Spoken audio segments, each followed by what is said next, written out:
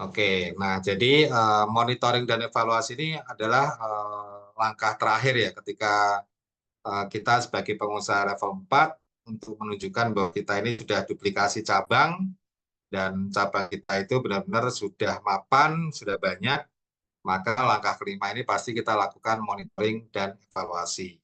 Ya seperti kata Mike Tyson tadi, kadang-kadang kita punya rencana tetapi kita selalu mendapatkan taman hantaman di tengah kita membuka banyak cabang tersebut. Sampai akhirnya kita menemukan winning formula sebagai pemenang. Begitu ya, jadi langkah keempat ini akan menjadi langkah kelima ini akan menjadi langkah penutup dari level 4. Sehingga harapan kita teman-teman bisa layak mendapatkan investor. Ini Pak Yoga Sadana, eksportir rajungan, saya gantikan untuk materi langkah kelima ini. Jadi kurikulumnya sebenarnya sederhana. Beberapa UMKM dari level 0, 1, 2, 3, 4 itu rata-rata saya bikin langkahnya cuma 5 langkah sampai 6 langkah. Ada yang 5 langkah, ada yang 6 langkah. Kita refresh lagi. Ketika teman-teman mau mendapatkan investor, pasti harus provenkan dulu sistemnya, provenkan profitnya, kemudian jelaskan sistem kemitraannya dan bagi hasilnya seperti apa, kemudian tunjukkan duplikasi cabangnya sudah berapa, dan terakhir hari ini adalah bagaimana teman-teman memonitoring atau evaluasi dari semua cabang yang ada. Nah, tujuannya ya nanti di dalam pitch deck bisa tahu cara memonitor dan evaluasi cabang-cabang usahanya agar bertahan atau mungkin tambah banyak cabang. Nah, ada 5 sub ya. 5 sub itu pertama pengertian, tujuan, prinsip Monef, teknik, proses Monef itu sendiri. Jadi sebenarnya teori ini pasti teman-teman sudah tahu lah. Pengertian Monef itu ya pasti kadang-kadang dua kegiatan terpadu ini sebagai langkah pengendalian. Nah, tapi fokusnya berbeda. Jadi ini monitoring, ini evaluasi. Nah, dari bentuknya aja kan, kalau monitoring berarti matanya melihat terus gitu kan. Tapi kalau evaluasi itu berarti kita cek apa yang benar, apa yang salah. Singkatnya seperti itu. Jadi monitoring itu lebih berfokus pada kegiatan yang sedang dilaksanakan. Oke, jadi caranya gimana kita monitoring ya? Kita menggali informasi untuk dapat informasi dengan indikator tertentu. Nah, kalau monitoring dengan bisa dilakukan dengan baik ya pasti manfaatnya akan baik. Bisa mencegah sesuatu yang lebih buruk terjadi, itu gunanya monitoring.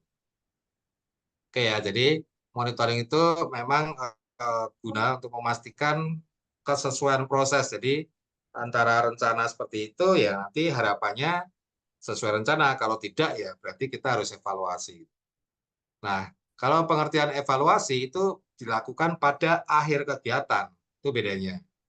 Jadi kalau hasilnya itu sesuai program atau tidak, ya nanti di akhir kegiatan akan kita evaluasi untuk tindakan berikutnya. Jadi ini siklusnya Monef itu seperti itu. Perencanaan, pelaksanaan, nah di saat pelaksanaan ini ada Monef. Nah sehingga Monef itu dimonitoring, kalau udah selesai baru dievaluasi, sehingga nanti dari evaluasi itu tindakan berikutnya apa nih? Oh kalau begitu besok kita begini, besok kita begitu. Ternyata kemarin salah, nah, itu akan siklusnya akan seperti ini. Ada umpan balik gitu. Oke, saya lanjut lagi ya. Kemudian tujuan fungsi Monef. Jadi Monef itu untuk langkah perbaikan selanjutnya. Percaya atau tidak, tujuan Monef ini ketika kita cabangnya masih satu, kemudian mau menuju ke cabang kedua, itu pasti Monefnya itu berkali-kali. Kadang-kadang sudah cabang kedua, masih kita Monef lagi. Nanti sampai matang itu di cabang keberapa. Jadi tujuan Monef itu memang ada umpan balik. Umpan balik yang akan kita godok lagi sampai dapat winning formula yang tepat. Nah, jadi tujuan umumnya ya secara umum pasti kita mau mengkaji apakah telah sesuai dengan rencana, kemudian ada lingkungan yang berubah atau tidak. Kadang-kadang di tengah jalan kita sudah merencanakan begini, ternyata ini misalnya hujan. Tadinya kita mau rencanakan jualan malam, tadinya kita rencanakan mau bazar tanpa di outdoor, tapi ternyata kan menyimpang jadi tujuannya. Tujuannya itu adalah untuk menyesuaikan kegiatannya seperti apa. Itu tujuan Monef, dan fungsinya ya pasti nanti kita akan mendapatkan 4 fungsi. Compliance, auditing, accounting, dan explanation. Nah, explanation ini yang akan menjadi informasi untuk kebijakan kita tentang bagaimana perencanaan dan pelaksanaan itu tidak cocok. Kenapa? Nah, itu ujung-ujungnya adalah explanation. Oke, nah fungsi Monef itu juga bisa ini ya, evaluasi itu dapat mendapatkan apa perbedaan yang dibuat. Jadi Monef ini lebih ke arah bagaimana kita ketika membuka cabang atau berduplikasi, kemudian dari evaluasi tersebut ada sesuatu yang berjalan, kemudian ada sesuatu yang berbeda nggak dari rencana dan kenyataan. Jadi lebih ke sana ya fungsi Monef. Jadi ketika fungsi pengawasan itu kaitannya dengan pimpinan, itu juga biasanya mereka akan melihat bagaimana pemimpin itu mempertanggungjawabkan bisnisnya. Makanya ketika investor melihat apakah si leadernya itu melakukan Monef, ya itu akan terlihat nih, apakah dia tanggung jawab nggak kalau ternyata ada wewenang tugas yang diserahkan ternyata berbeda dengan rencana. Nah, kemudian kadang-kadang Monef itu juga dilakukan untuk supaya tidak terjadi penyimpangan, sehingga ada kerugian yang ditimbulkan oleh investor. Nah, kemudian ada perbaikan kesalahan juga. Jadi prinsipnya Monef itu si investor atau si mitra itu tahu gitu. Artinya si mitra itu kan juga kadang-kadang dia sebagai investor atau yang menanamkan uang di cabang berikutnya, itu dia nggak tahu tentang proses Monef. Nah, sehingga fungsi leader atau si pemilik bisnis itulah yang akan menjalankan hal-hal seperti ini. Nah, sehingga kaitan fungsi evaluasi itu lebih ke arah untuk mengukur kemajuan sebagai alat perencanaan berikutnya dan alat perbaikan. Jadi sebenarnya teori Monef ini saya teorinya terlalu banyak, tapi prinsipnya ya pokoknya evaluasi. Prinsipnya cuma seperti itu. Nah, dari sisi leader fungsinya seperti apa, dari sisi owner atau investor fungsinya seperti apa. Jadi teman-teman mungkin yang sudah punya beberapa cabang itu pasti sudah paham lah. Jadi kalau dari pihak owner ya misalnya mitra kita ya, pasti kita pengen meringankan biaya operasional untuk meningkatkan prestasi dan macam-macam yang setinggi mungkin itu. Itu tujuannya evaluasi seperti itu manfaatnya. Kalau dari pihak pemilik bisnis ya dia pasti untuk pengendalian, supervisi atau menentukan langkah-langkah berikutnya. Itu adalah manfaat bagi sisi leader proyek. Oke, kita langsung ke 3, prinsip Monef. Jadi prinsipnya itu biasanya nanti ada ketentuan yang disepakati. Jadi kalau misalnya kita mau melakukan monitoring atau evaluasi ya harus ada kesepakatannya dulu. Cara evaluasinya gimana, apa yang harus kita monitor, itu disepakati di awal. Nah, prinsipnya itu kalau dalam monitoring itu ya pasti harus dilakukan secara menerus. Kemudian harus ada umpan balik nih dari para pegawai kita, dari pelanggan, itu harus ada umpan balik. Nah, sehingga nanti kalau sudah kita lakukan perbaikan ya pasti kita harus memotivasi staf kita supaya lebih berprestasi. Kemudian harus lebih objektif, berorientasi pada peraturan, SOP-nya dipertajam lagi, itu prinsip monitoring. Nah, kalau prinsip evaluasi, mirip sama monitoring. Kalau monitoring kan selama proses berlangsung ya, tapi kalau evaluasi kan setelah selesai. Jadi ada prinsip-prinsip yang memang berkesinambungan, menyeluruh, objektif, sahih. Kemudian ada aspek kegunaannya ketika kita mengevaluasi. Nah, tekniknya sekarang. Jadi teknik monitoring itu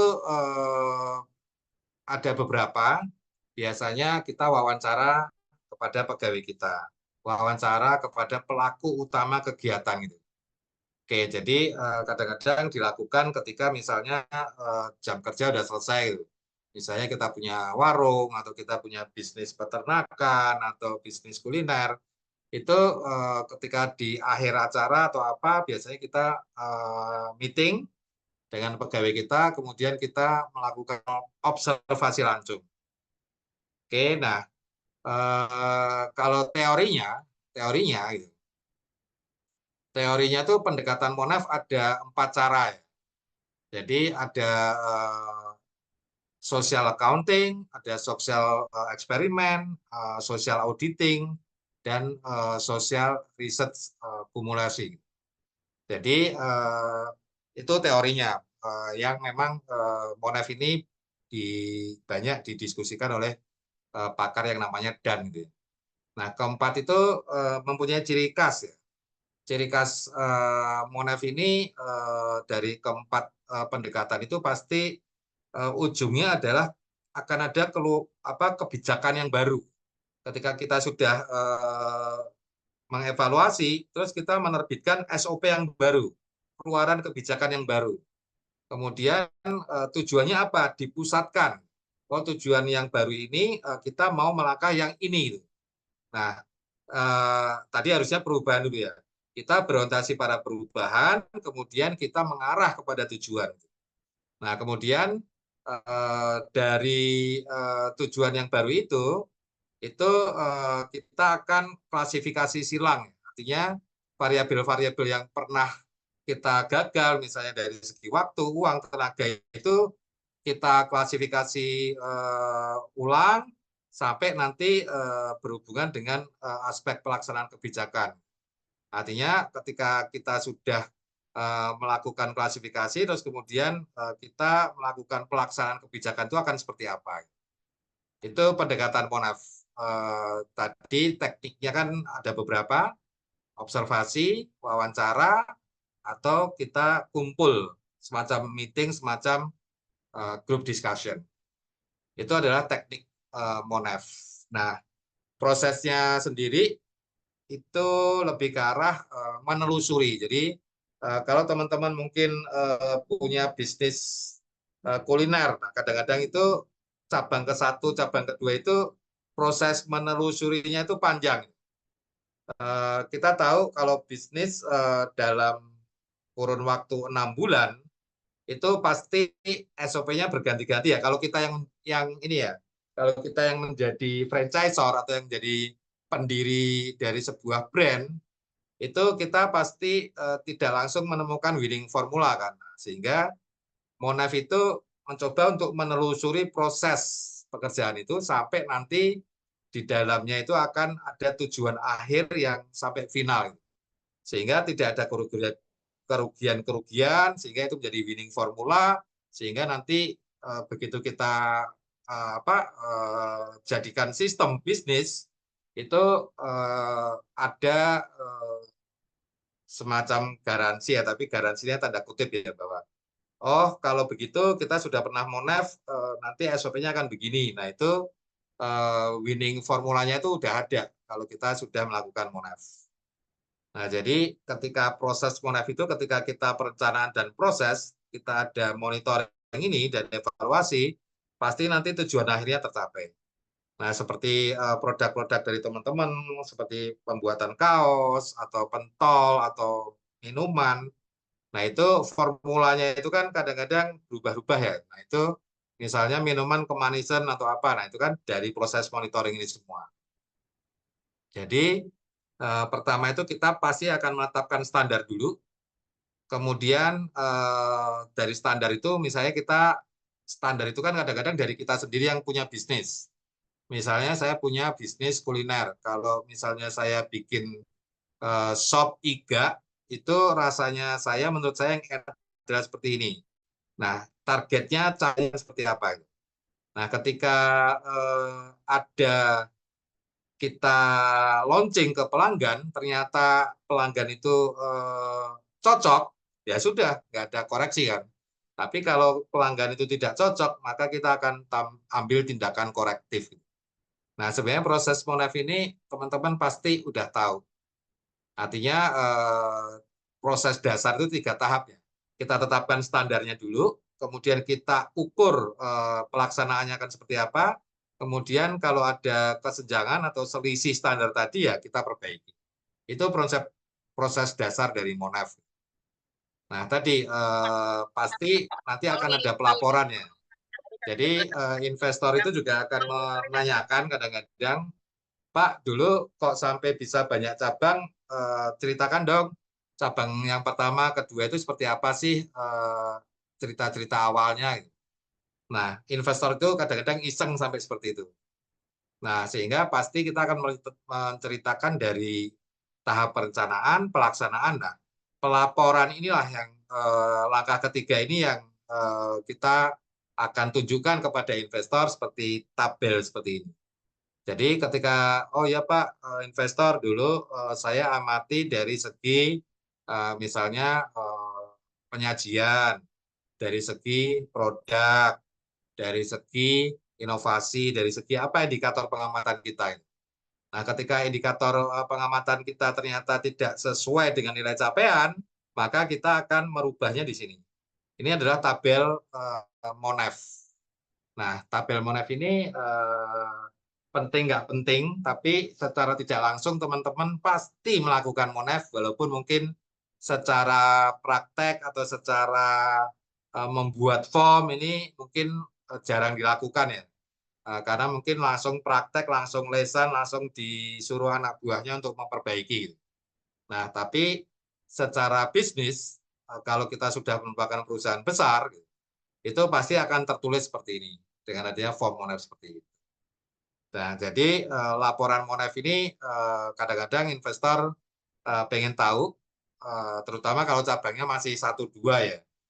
Kalau cabangnya sudah banyak, itu kan berarti mereka sudah lakukan Monef berkali-kali, laporan Monefnya sudah nggak diperlukan lagi.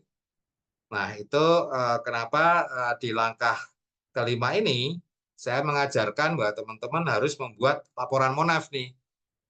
Tunjukkan rencana awal, proses produknya seperti apa, kemudian proses Monefnya seperti apa, perbaikannya seperti apa, sampai akhirnya menemukan winning formula. Winning formulanya ya tadi, misalnya ya ketika kita jualan cendol, tadinya mungkin nggak rame, sampai akhirnya menemukan yang paling enak, dan itu kadang-kadang investor juga masih menanyakan, apakah itu memang sudah yang formula yang paling ampuh atau masih mau dikembangkan lagi?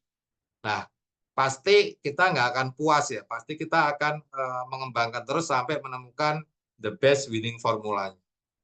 Begitu teman-teman, dan saya pikir pentingnya evaluasi itu adalah ketika monitoring itu pasti kita ada ongoing evaluation.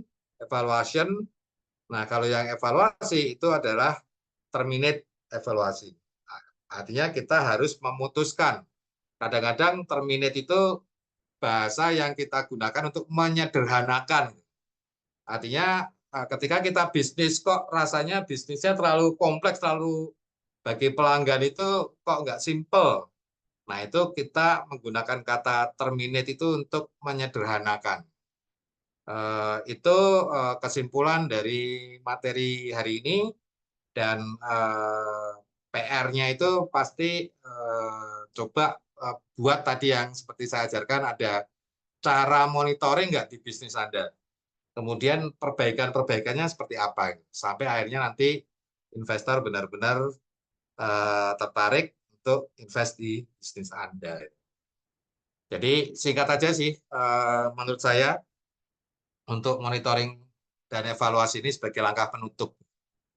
Nah, teman-teman di pitch deck-nya mungkin kadang-kadang ada yang mencantumkan, kadang-kadang tidak. Artinya investor ketika nanti bertanya itu silahkan aja disiapkan. Tapi secara pitch deck biasanya nanti mulai minggu depan kita sudah langsung terus ngomongin pitch deck. di semua level biasanya tidak terlalu banyak dikulik monafnya. Artinya teman-teman langsung menunjukkan problem, solusi, perbedaan, kemudian market, kemudian sampai bagaimana model bisnisnya, mencapai keuntungan seperti apa, dan sekarang cabangnya akan seperti apa, profit per cabang. Nah, lebih ke arah langsung winning formulanya seperti apa sih, seperti itu. Tapi di balik itu pasti ada monaf. Demikian teman-teman, ada pertanyaan?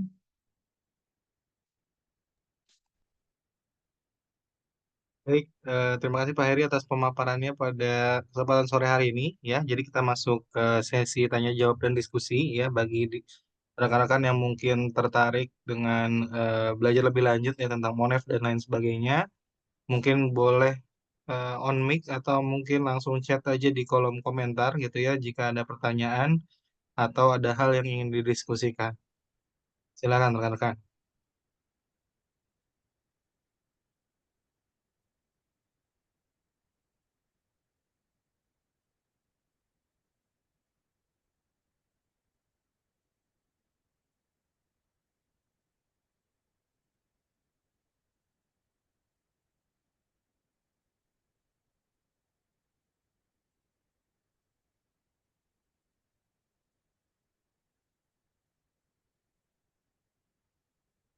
Ya, dari Bagian Mas Rof Nervando nih. Pitch deck dalam PowerPoint. Apakah dicantumkan monefnya, Pak? Silakan. enggak perlu. Seperti yang tadi saya bilang, monaf itu adalah langkah kita untuk bagaimana kita berduplikasi, kan pasti ada monitoring. Jadi itu sebenarnya lebih ke kurikulum. Tapi di dalam pitch deck, kadang-kadang monitoring atau evaluasi itu nggak dicantumkan. Si investor kalau iseng aja nanya, tapi investor lebih ke arah winning formulamu seperti apa. Kan monaf itu kan berputar terus, direvisi, dievaluasi terus. Ujungnya itu seperti apa? Nah, investor lebih ke arah sana. Jadi di pitch deck itu lebih menunjukkan hasil akhir dari monaf yang menurutmu sampai bisnismu itu bagus, laris, banyak cabang itu gimana? Lebih ke arah sana. Seperti itu Mas Pandu. Ya, yang lain boleh, silakan jika ada pertanyaan dari Bu Angel atau Kang Hilmi, Kang Bom Bom, atau dari Yuksri. Sekarang momen ini ya, pertemuan terakhir nih, jadi manfaatkan yang terbaik, walaupun kita masih ada tahapan-tahapan berikutnya, tapi untuk sekolah bisnis ini sesi yang terakhir, jadi silakan rekan-rekan boleh manfaatkan kesempatan ini untuk banyak berdiskusi dan banyak bertanya.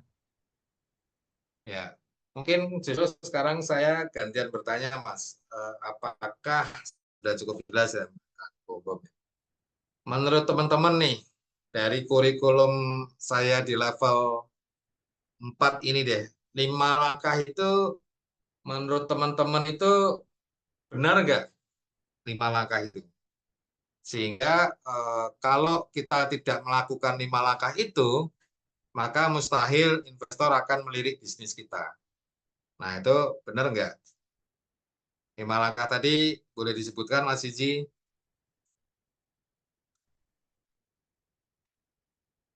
Satu, dia proven profitnya, proven sistemnya dulu, proven sistemnya, proven profitnya. Udah dua itu dulu. Sehingga nanti dia bisa menjelaskan bagaimana kemitraan yang mau dia tawarkan, kemudian dia tunjukkan dengan duplikasi cabangnya prosesnya seperti apa, dan setelah itu dievaluasi. Udah, saya mengambil 5 langkah itu sebagai pengalaman pribadi ya ketika saya bikin bisnis bakso kuliner yang sederhana. Ketika saya coba untuk memitrakan, ya ketika ditanya oleh mitra kan, Pak ini sistem bisnisnya gimana? Pak ini untungnya gimana? Pak ini balik modalnya kapan? Nah, dari kurikulum 5 langkah itu ketika kita sudah betul menurut Kang Bombom ya, kepada perusahaan yang jelas. Nah, teman-teman ketika sudah level 4, pertanyaan saya yang kedua adalah, teman-teman legalitasnya gimana? Apakah sudah berbadan hukum dan rekeningnya itu sudah rekening yang terpisah dengan bisnisnya teman-teman, kan pasti udah ya. Pasti kan teman-teman sudah banyak webinar-webinar atau banyak pelatihan menyarankan rekening terpisah sesuai dengan legalitasnya, itu pastikan kan. Nah, jangan sampai sudah level 4 tapi masih rekening belum terpisah, kan nanti proven profitnya gimana gitu. Nah, itu pastikan ya. Nah, coba sekarang manfaatkan misalnya Mas Isi, kita ada waktu eh, 30 menit untuk teman-teman ini menunjukkan deh gantian yang eh, punya file pitching atau apa, coba di-share pitchingnya dari teman-teman. Ada nggak misalnya Pak Kang Bombom, ada videonya nggak?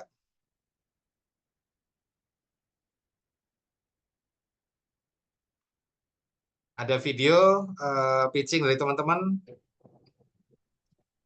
Video kebetulan enggak Pak. Kemarin karena kan saya berangkatnya sendiri, jadi pas pitching labnya nggak ada. Kalau misalkan yang waktu Young Ambassador itu di laptop Pak, saya harus cari dulu itu soalnya udah beberapa bulan ke belakang itu.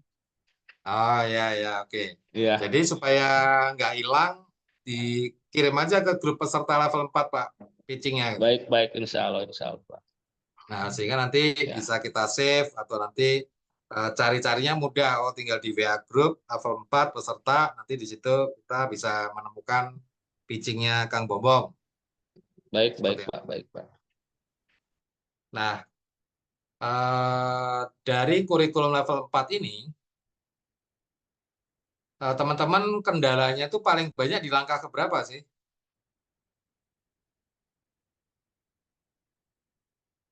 Boleh cerita nggak?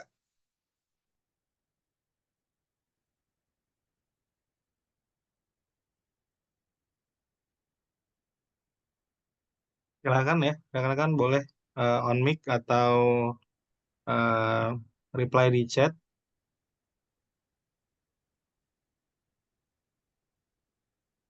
PT Yusri ini, PT Yusri ini siapa ya? Oh, kok keluar? PT Yusri siapa, Mas? Di peserta ada Kuliner ya? kalau tidak salah. Ya. Nah, kita coba airtable-nya dimulai di ini kan, Mas, airtable-nya mulai di share screen, Mas Iji. Kita coba melihat lagi profilnya para peserta level 4. PT Yusri ini boleh open mic dong, kenalan dong, supaya saya juga ini mengenal gitu. Artinya level 4 ini saya harus mengenal satu persatu nih. Kadang-kadang kemarin karena kesibukan, saya tidak fokus untuk memilih mana yang akan saya kurasi, yang akan saya ajukan untuk bisa ikut basar atau bisa ikut finalis. Ayo, yang saya pernah ngobrolkan sama Kang Bombom ini ya,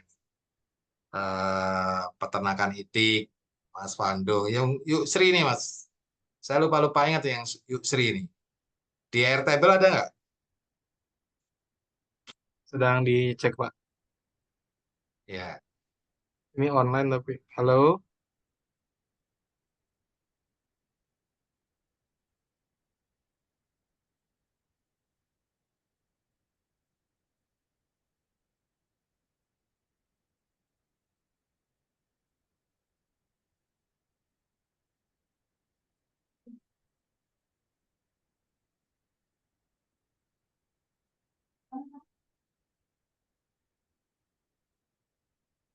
loadingnya cukup lama untuk Airtable. ya.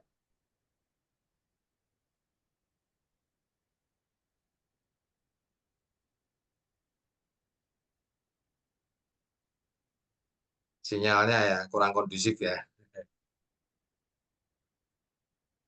Ya, karena hari ini memang mendung nih.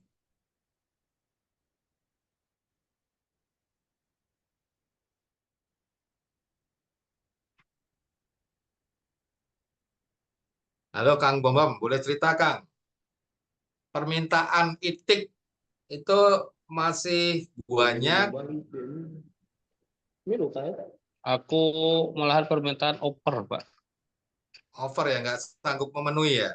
Iya, gak sanggup, baru 25%-nya aja, Pak. Ya, Dan ya. kita kalau banyak apa namanya orang-orang nawarinnya itu itiknya itu hibrida. Untuk hibrida itu terus terang agak kurang diminati sama produsen. Ketika ketemu sama Cihatep itu penyusutannya lebih ringan Cihatep, jadi lebih dari segi ekonomis dan usaha itu lebih menguntungkannya Cihatep, Pak. Karena nyusutnya itu cuma 30%. Itu yang dari apa namanya ya, testimoni daripada produsen ini, Pak, olahan bebek gitu. Ya, Pas ya. aku kemarin kasih mulai packing dan hibrida, dia gak mau. Oh, oh. Berbeda ya itu Pak. Outputnya beda ya. Ya, outputnya Kayak beda dari segi. misalnya gini, kayak bebek Pak Slamet itu kok dia gede-gede, itu itik yang jenis apa tuh Pak? Pak Slamet itu bisa dilihat kalau misalkan ke waktu setahun ke belakang saya yang supply setahun yang ke belakang. Ya, Nah, terus yang sekarang saya udah putus kontrak oke. sama eh, Bebek Slamet. Untuk yang di Tasik kan sekarang udah gak ada cabangnya, Pak. Untuk Bebek Slamet gitu. Karena ada trouble di apa namanya bayar sama bayar gitu, Pak. Jadi kita Oh, memutuskan untuk ini, iya. Dan Ya, untuk spek di sana itu dia mintanya yang bobot 17 parkas, sedangkan untuk 17 itu kita memerlukan waktunya itu sekitar 3 bulan untuk spek 17 itu. Ya artinya kalau gini Kang Bobom. Artinya kalau ada investor nanya, Kang Bobom, kalau saya invest pasti Kang Bobom selalu itiknya itu laku terjual, pasti itu. insya Allah alhamdulillah memang kita kekurangan, Pak. Oke, Jadi yang menjadi best sellernya itu, Pak, kita ada 3 produk, Pak. Yang ya, empat produk. Yang pertama untuk di bidang budidaya itu DOD, ya, anakannya, anakan, terus bebek petelurnya untuk ya, budidaya, terus untuk pasca panennya kita ada telur asin omega sama karkas. Oh, satu lagi telur konsumsi, Pak. Karena yang ter- dari Brebes juga produsen telur asin minta telur telur mentahnya ke saya, Pak. oke. Nah itu investasinya sampai berapa tuh Kang Kang Bobom? Apanya, Pak? Investasinya, nilai investasi untuk bikin bisnis peternakan bebek itu sampai berapa? Tergantung dari kita maunya, Pak. Paling Kalau kecil?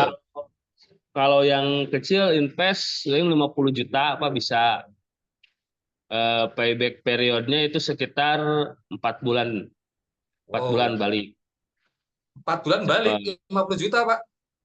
Iya, cepet, Pak. Cepet ya? Untuk di pedaging, karena untuk pedaging kita 1 bulan itu 2 kali panen dengan Oh, bobot satu hidup itu 1 kilo. Kalau misalkan karkasnya itu biasa yang ada di Jabodetabek itu yang 789 ons karkas bebeknya itu. nah itu Pak Kang Bobom nyuplai dari anakan atau langsung induk terus langsung gimana tuh prosesnya Kalau nanti? saya dengan mitra itu kita nyuplai anakannya, kita kasih pakannya, terus nanti itu udah panen untuk biaya apa namanya dari omsetnya itu kita potongkan dulu dengan ini biaya operasional. Nah, lalu Untuk labanya kita dibagi dua. Biasanya kita tuh 60-40, saya yang investor 40, yang melihara 60, Pak. Gitu. Oke, berarti ini cocoknya Kalau memang di desa-desa ya, Kang Bobom? ya untuk misalkan untuk pedaging, karena kan untuk di Tasikmalaya sendiri itu Pak, hamparan sawahnya masih luas Pak ya, Ya, dan ketersediaan pakannya masih mumpuni gitu. ya. Gitu. Dan untuk petelur justru saya ngembanginnya di daerah-daerah ini Pak. Perumahan-perumahan wisata yang petelur di Ciwidey ada mitra saya, terus di Bogor ada, di daerah perkotaan banyak kan, di Garut ada itu. Ya, ya, ya ini bisnis peternakan ini ternak bebek, ternak kambing atau apa nih sebenarnya nggak ada matinya nih ya Pak sebenarnya. Iya, emang nggak Pak, selama eh, apa namanya manusia hidup memerlukan protein hewani, ya selama itulah bisnis peternakan bisa berkembang Pak. Berapa sebulan omset Pak? Untuk saat ini tergantung untuk apa namanya peternakan saya itu tergantung momen Pak, sama kayak kuliner. Kalau misalkan hari-hari besar itu omsetnya bisa 3 kali lipat, lebaran gitu kan, akhir tahun. Untuk dirata-ratakan sih sekitar 70-80 Pak. Sebulan. Ya, kalau dirata-ratakan, kalau kemarin contoh waktu Idul Adha itu lebaran biasanya kan orang eh, dapat daging gitu kan Pak. Tapi kita Ya, permintaan justru 3 kali lipat Pak. ya, ya. Ya, Profit jadi marginnya berapa marginnya Pak? marginnya alhamdulillah di angka 48% Pak. Wih, kayak kuliner juga ya. Ya, karena kan untuk apalagi untuk pedaging kita HPP pakan cuma 1.000 Pak. Oke. Ya Tapi kita resiko juga bebek mati atau apa kan resiko juga ya Pak. Gimana tuh? Penyakit gimana? resiko ada, kita menanggulangi. Kebetulan juga gen jenis itik sehatep itu Pak, jadi tidak rentan penyakit. Apalagi untuk gen yang sekarang, ya kemarin kan indukan saya ada yang ngeracun Wih, dari, ya ada yang ngeracun gitu biasa Pak. Ini jadi wah jahat banget itu orang Pak. ya dari populasi indukan 500 sisa 16 ekor Pak. Masya Allah, itu jahat banget ketawanya gimana Pak? Iya, ketahuannya pas jadi hasil lab, Pak. Hasil lab dari DKPP. Ya, ya, oke. Iya, nah ini yang indukan yang 16 itu saya breeding terus, saya breeding, saya jadikan indukan super agar apa gennya nanti lebih bagus karena gini Pak, yang 16 ekor itu dia itu kena racun, pulih, produksi lagi. Itu Ya, yang jadikan gennya kuat gitu Pak. oke. Udah tahan banting dia ya. Ya, tahan Oke. banting. Ya, oke. Menarik nih Kang Bom Bom. Eh, saya prediksi bisa masuk finalis nih. Insya Allah, amin, amin, Pak, amin, amin, amin. Oke, yuk Sri itu ternyata ungkepan ya. Ya kemarin saya baru ingat ungkep ya Mas. PT Yuk Sri ya. Kalau Kang Bom Bom mana nih Mas Izi ininya eh, profilnya Mas Paling bawah kayaknya, di Pak. Nah, RTL. itu, Pak. Primadona baru, itu yang CP Primadona baru. Oh, CV ya, Primadona baru ya. Ya, Oke.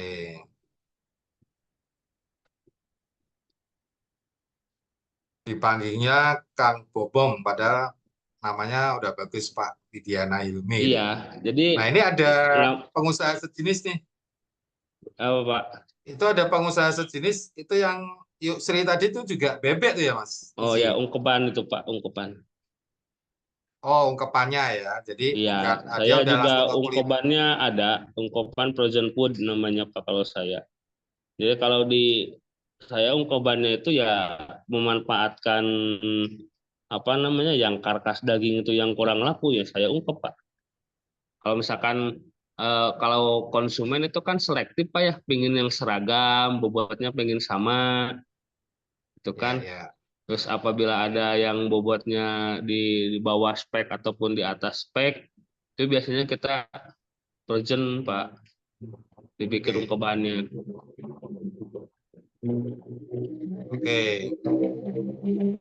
Eh, bisa end to end ya kalau Pak Ilmi ya. Tapi kalau yang Yusri Iya, tadi lebih ke arah hilirnya ya, langsung ke kulinernya. Coba ke kiri Mas. iya. Kalau Kalau Yusri saya lebih itu ke dari hulu ke hilirnya, hilirnya Pak. yang mana Pak?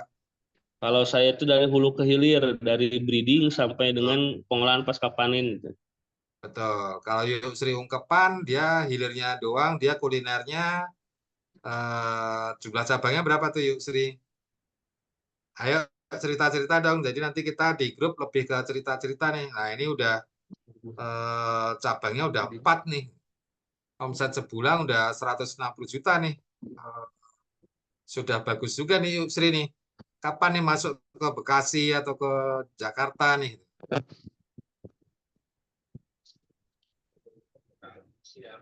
Oke.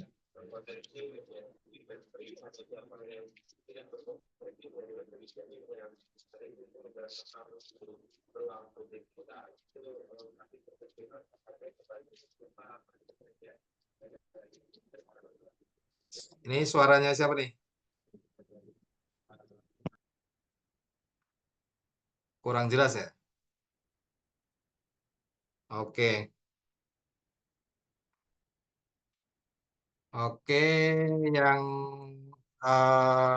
Mas Sisi mulai Senin besok mungkin perlu dijadwalkan satu persatu Mas untuk pitchingnya siapa aja ini dari peserta ini sehingga eh, yang sudah pernah pitching itu diutamakan karena dia nggak perlu repot-repot bikin pitch deck, dia pasti udah punya sehingga dijadwalkan ya Mas Sisi ya.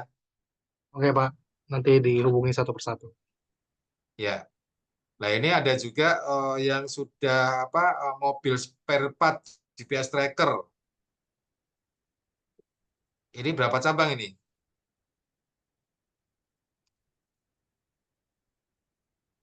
Jawa Barat, Jawa Barat.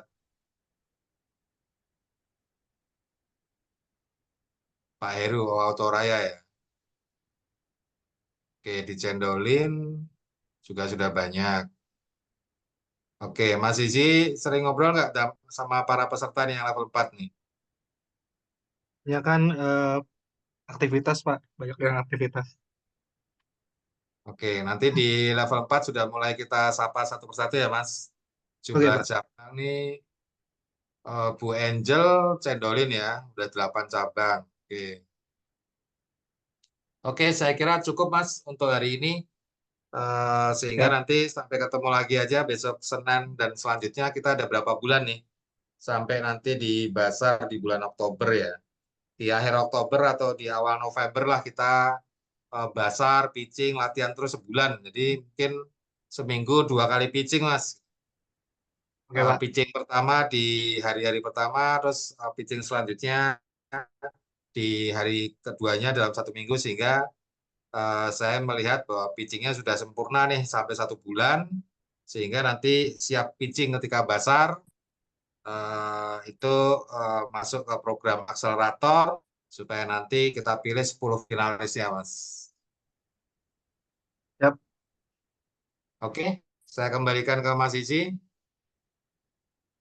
Baik, rekan-rekan semuanya, terima kasih atas waktunya pada kesempatan sore hari ini. Semoga apa yang dipaparkan oleh Pak Heri dan diskusi kita pada hari ini gitu ya bisa bermanfaat bagi rekan-rekan untuk memajukan bisnisnya menjadi lebih baik lagi. Dan harapannya tentunya dari goals masing-masing bisnis rekan-rekan itu semuanya bisa tercapai dan kita nanti bisa bertemu gitu ya di tahap final dan teman-teman nanti bisa memberikan presentasi dan pitching yang terbaik sehingga bisa mendapatkan akses modal dan investor untuk bisnisnya masing-masing.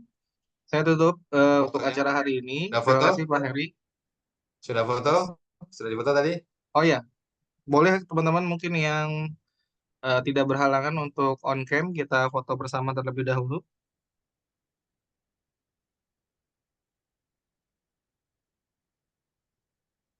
Oke, boleh di hitungan ketiga, kasih senyum yang terbaik. Siap, 1, 2, 3. Sekali lagi, 1, 2, 3. Oke, terima kasih rekan-rekan semuanya atas kehadirannya hari ini. Semoga bermanfaat. Sampai jumpa di pekan-pekan berikutnya ya, di tahapan selanjutnya dari kompetisi Wiragama Investa 2024. Saya undur diri selaku moderator pada hari ini. Terima kasih Pak Heri atas paparan materinya dan teman-teman yang sudah hadir. Terima kasih semua. Assalamualaikum warahmatullahi wabarakatuh. Selamat sore semuanya. Sore, Waalaikumsalam.